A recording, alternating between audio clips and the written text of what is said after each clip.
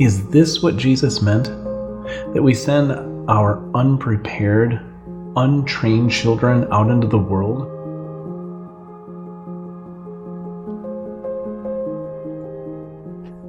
Hello and welcome to Paideia Ponderings. I'm Dr. David Stanton, the headmaster of Oakdale Academy in Michigan. I'd like to welcome you to our podcast where I intend to speak about some relevant information, some research, and some cultural issues surrounding education in our world today. I wanted to speak on this episode about a conversation that I had with a parent at a local business. And when I talked to this parent, she was talking about some of the issues that she had at her daughter's government-run school. But immediately she said, but it's okay, God has her there for a reason. Now, this is usually the beginning of a conversation many Christian parents have where they justify sending their children to the free government-run schools. And as they think about it, they rationalize sending their children to these schools using Jesus' words from Matthew 5, where he says, in the same way, let your light shine before others, that they may see your good deeds and glorify your Father in heaven. Really? Is this what Jesus meant? That we send our unprepared, untrained children out into the world to shine a light to their good deeds might point others to him? They want their children to be salt and light to the world. Now, this is a noble idea, friends, but I would argue not typically a wise one. Allow me to illustrate several, but certainly not all, the reasons why I think this is the case.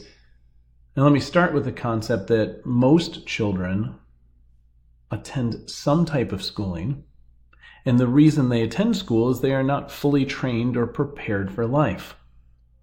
So if they're not fully trained and they're not fully prepared for life, how then do we expect them to be salt and light in a dark, and I would argue, ever-darkening world?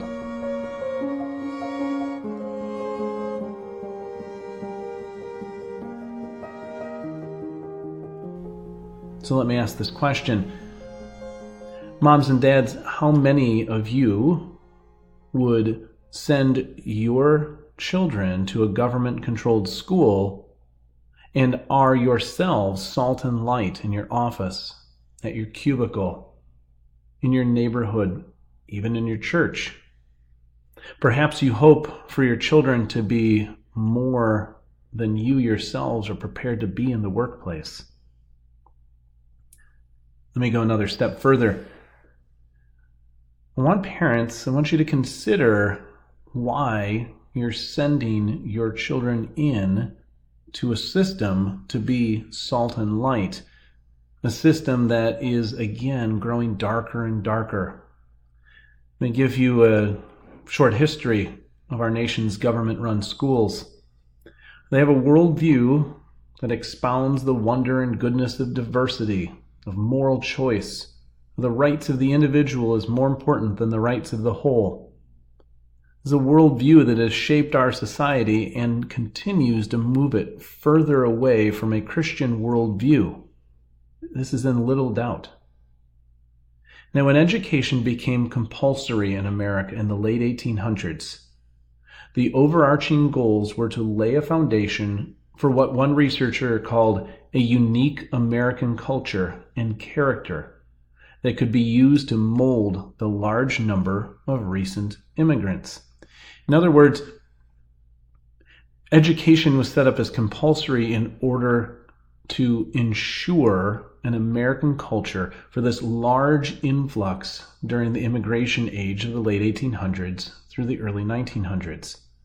And it sounds all well-meaning. Who would actually question creating a truly American culture? But like all things, if only it was that straightforward. This researcher, Barry Simpson, continues to say that the argument of misfit parents became a reason for attendance. Did you hear that? The reason for attendance was misfit parents. With such horrible people raising children, the government would need to step in and do the job for them, allowing teachers, administrators to insulate themselves from the wishes of students and parents. Insulate themselves simply means not concern themselves with the wishes of students and parents. And all that this did, according to Simpson, was to solidify the power of this elite group of educationists for years to come. So the unspoken goal of education, once it became compulsory, is simply put that it tells us we need government all the time.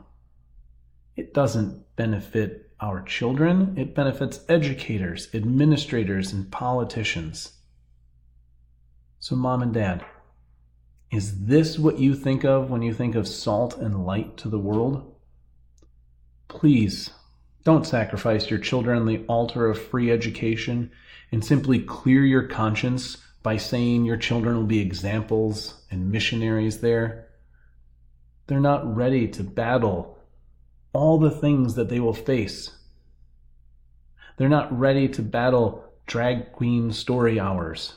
They're not ready to handle the conversations in kindergarten about LGBTQ plus conversations. They're not ready to battle a teacher over a worldview question when they themselves are not fully trained. Consider what Paul reminds us instead in Romans 12:2. Do not be conformed to this world, but be transformed by the renewal of your mind, that by testing you may discern what is the will of God, what is good and acceptable and perfect. I ask you to consider what it is you send your children into. Help them to be trained up accordingly, according to your Christian worldview, so that they are ready to be salt and light. Thanks for listening today. I'm Dr. David Stanton, the headmaster of Oakdale Academy. Here at Oakdale, we have a mission, and that mission is to instill character, truth, and wisdom in our students in order to prepare them for a life of service to God, family, community, and country through classical Christian education. Here, we know that we are training true warriors for the battle of worldview, because here we are classical, we are Christian, and we are Oakdale. Thank you for listening.